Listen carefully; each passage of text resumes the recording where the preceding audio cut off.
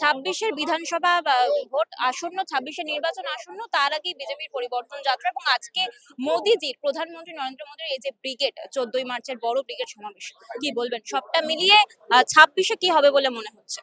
26-এ দিদি অবশ্যই পরিবর্তন হবে। আমরা যে দেখছি বিগত 15 বছরে যত দুর্নীতি হয়েছে পশ্চিম বাংলায়, সেটা পুরো ভারতবর্ষের ইতিহাসে কোনোদিন হয়নি। চাকরি চুরি, কয়লা চুরি, বালি চুরি, গরু চুরি, তিরপাল চুরি, ত্রাণের চাল চুরি, এমনকি তৃণমূলের নেতাদের বাড়ির নিচে থেকে, খাটের তলা থেকে কোটি কোটি টাকা, কিলো কিলো সোনা বেরোচ্ছে, যেটা গুনতে গুনতে মেশিন খারাপ হয়ে যাচ্ছে। আর এখানে সাধারণ মানুষকে ভুল বোঝাবার জন্য 1,500 টাকা ভাতা দিয়ে এনারা ভাবছেন কি এনারা সরকারে আবার পুনরাবর্তন করবেন। আমরা একটাই জিনিস বলতে চাই দিদি, এবার পশ্চিমবাংলার মানুষ আপনার বিরুদ্ধে জেগে উঠেছেন। আর কিছুদিন আগে আপনি যে স্পিচটা দিয়েছেন যে আমি একটা বিশেষ সম্প্রদায়কে লেলিয়ে দেব, তাহলে 12টার 13টা বাজিয়ে দেবে, কিন্তু এইবার এই বিধানসভা নির্বাচন যেটা আসন্ন, তার মধ্যে পশ্চিমবাংলার মানুষ আপনার পেছনে যদি লেলিয়ে যায়, আপনার ওই যে থ্রেটনিং আছে, এই থ্রেটনিং এর আপনি কিছু জবাব দিতে পারবেন না। এবার মানুষ ভালো করে ভোটটা দেবেন। নিজের এসআইআর হয়েছে, নিজে নিজে যাদের ভ্যালিড ভোট আছে তারা নিজের ভ্যালিড ভোটটা দেবেন। অবৈধ ভোটার বাদ গেছে, মৃত ভোটার, ডেড ভোটার সবাই বাদ গেছেন। ভালো করে যদি নির্বাচন হয়, আমরা বিশ্বাসী যে পশ্চিমবাংলায় এবার বিজেপির শাসন হবে আর ডবল ইঞ্জিনের সরকার নিশ্চয়ই হবে। তৃণমূল প্রথম থেকে কটাক্ষ করে আসছে যে এসআইআর এর নামে বৈধ ভোটারের নাম বাদ দেওয়া হচ্ছে, শুধুমাত্র মৃত ভোটার নয়, বৈধ ভোটারের নাম বাদ দেওয়া হয়েছে, এমনকি এই যে গ্যাসের সমস্যা এখন যে হচ্ছে, এই বিষয়গুলো নিয়ে তারা প্রধানমন্ত্রী নরেন্দ্র মোদীকে দায়ী করেছে বারবার। হ্যাঁ নিশ্চয়ই, ওনারা বলবেন না গ্যাসের নিয়ে। গ্যাসের তো লড়াইটা তো ভারত আর ইরানের মধ্যে চলছে, ইউএসএ ইরানের মধ্যে চলছে না। এরা যত আছে তৃণমূলে সবাই একটা অশিক্ষিতর দল। ওয়ার্ল্ড ওয়ারের মতো যদি পরিস্থিতি আছে, দুনিয়ার এতগুলো দেশের মধ্যে মানুষ খেতে পাচ্ছে না, বোম পড়ছে, আর ভারতে এরা বলেন একটা বাংলায় কই আছে প্রবাদ, সুখে থাকলে ভূতে কামড়ায়, এনাদের সেই অবস্থা। পশ্চিমবাংলায় বা পুরো ভারতবর্ষে যখন ইরানে, মিডল ইস্টে সবকটা দেশে বোম পড়ছে, সেই সময় পুরো ভারতের লোকেরা বসে ওয়ার্ল্ড কাপ এনজয় করছে।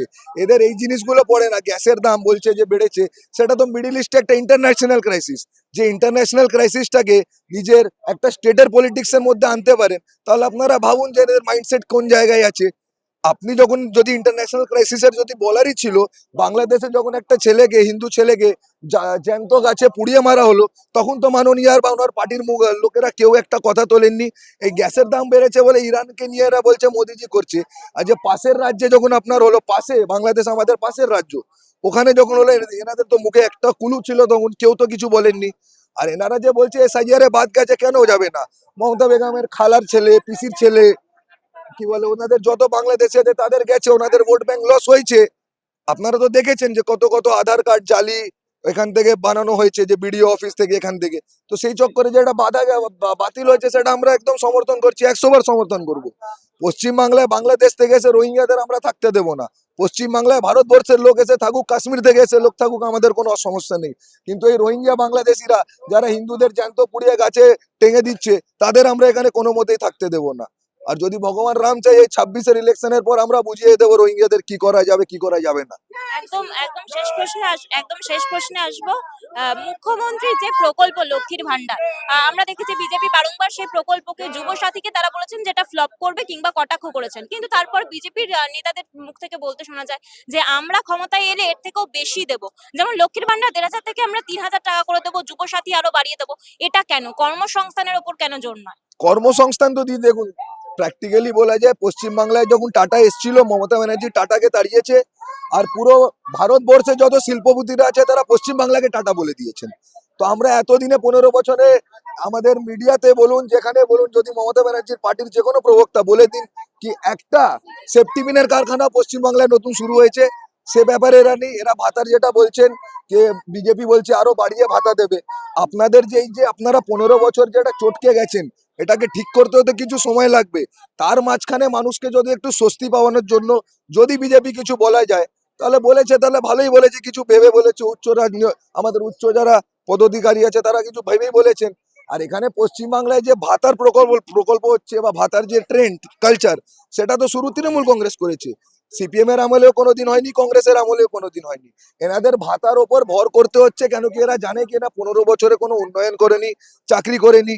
এত এত বছর ধরে আপনারা দেখুন টেট প্রার্থীরা চাকরি প্রার্থীরা যারা যোগ্য তারা ধর্নায় বসে আছেন, আর যারা অযোগ্য তারা এত বছর স্যালারি তুলেছেন, হাইকোর্ট থেকে অর্ডার হয়েছে যে আপনারা স্যালারি গুলো রিটার্ন করুন, উল্টো মুখ্যমন্ত্রী বলছেন কি আমরা এদের ডবল ডবল চাকরি দেবো। তো এইসব যে ভুল বার্তাগুলোকে যিনি যে প্রশ্রয় দিচ্ছেন, তো সাধারণ মানুষ তো বোকা না, আজকে ডেটে সবার কাছে স্মার্টফোন আছে, সবাই দেখছে কি হচ্ছে না হচ্ছে। তো বলছি মাননীয়াকে, ওনার বেশি দিন নেই, এই যে নাটক করে ধর্ণা মঞ্চ করেছিলেন দেখে নিয়েছেন কত ভিড় হয়েছে, পাবলিকের রেসপন্স, তো এখন আবার গ্যাসের দিকে গেছেন। এখন তো অনেক কিছু হবে, ভোট আসবে, হাত ভাঙবে, মাথা ফাটবে, পা ভাঙবে, এখন তো অনেক খেলা বাকি আছে দেখার। আমরা 15 বছর দেখেছি, আরো 15 বছর যদি দেখা হয় দেখবো, কিন্তু এবার যে আমাদের নিশ্চয়ই হবে। অমিত শাহজি বলেছেন, আমাদের রাজ্য সভাপতি শ্রমিক বাবু বলেছেন, এর আগেও আমাদের বিজেপির যত উচ্চ পদাধিকারী আছে সবাই বলেছেন যে শূন্য পদ আমাদের ইমিডিয়েটলি ভরতে হবে। পশ্চিমবাংলার শিক্ষা যে ব্যবস্থাটা আছে আজকের ডেটে যেই জায়গায় গেছে, বিগত 50 বছরে এই জায়গায় ছিল না। অযোগ্য টিচাররা গিয়ে বাচ্চাদের পড়াচ্ছে। আপনারা ভাবুন তো সেই বাচ্চাদের ব্যাপারে, যারা আজকে ওই অযোগ্য টিচারদের কাছে পড়ছে, তাদের ভবিষ্যৎটা কোন জায়গায় যাবে?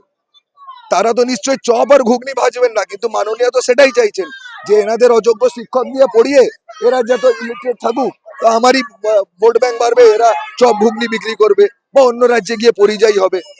নিজের ভাইপোর যখন ট্রিটমেন্ট করাতে ওরা সিঙ্গাপুর বা ইউএস যান, আর এখানকার পশ্চিমবাংলার স্বাস্থ্য পরিকাঠামোটা দেখুন গিয়ে কি অবস্থা আছে।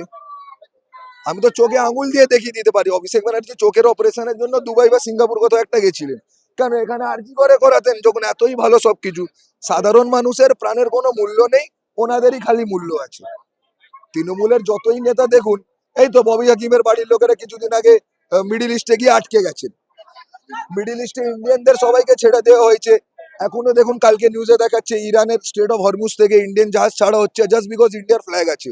আর এরা মানুষকে ভুল বোঝানো হচ্ছে যে ইন্ডিয়ার গ্যাস নেই, গ্যাস নেই। এটা তো জানা কথা যে ইন্ডিয়া 65%-এর বেশি এলপিজি বাইরে থেকে ইম্পোর্ট করে। এটা জেনেও যদি মানুষকে আপনি খচাচ্ছেন, তো সেটা তো মানুষ তো আর সেই ট্র্যাপে আর পা দেবে না। মানুষ তো দেখতে পাচ্ছে, সবার কাছে স্মার্টফোন আছে, সবাই নিউজটা দেখছে। ইরানের সাথে ভারত তো গিয়ে ঝামেলা করেনি, আমেরিকা, ইরান আর ইসরায়েলের মধ্যে হচ্ছে।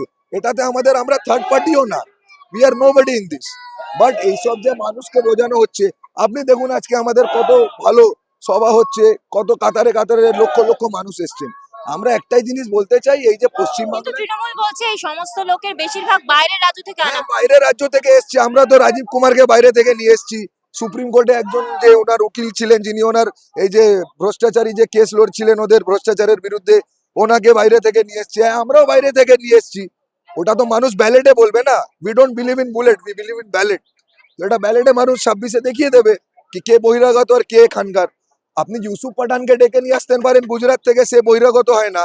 আর যদি এখানকার হিন্দিভাষী লোকেরা যারা 5 পুরুষ 6 পুরুষ ধরে এখানে আছে তারা বহিরাগত যদি হতে পারে, সেটা মাননীয় নিজের ধারণা, সেটা নিয়ে আমি কোনো মন্তব্য করতে চাইবো না।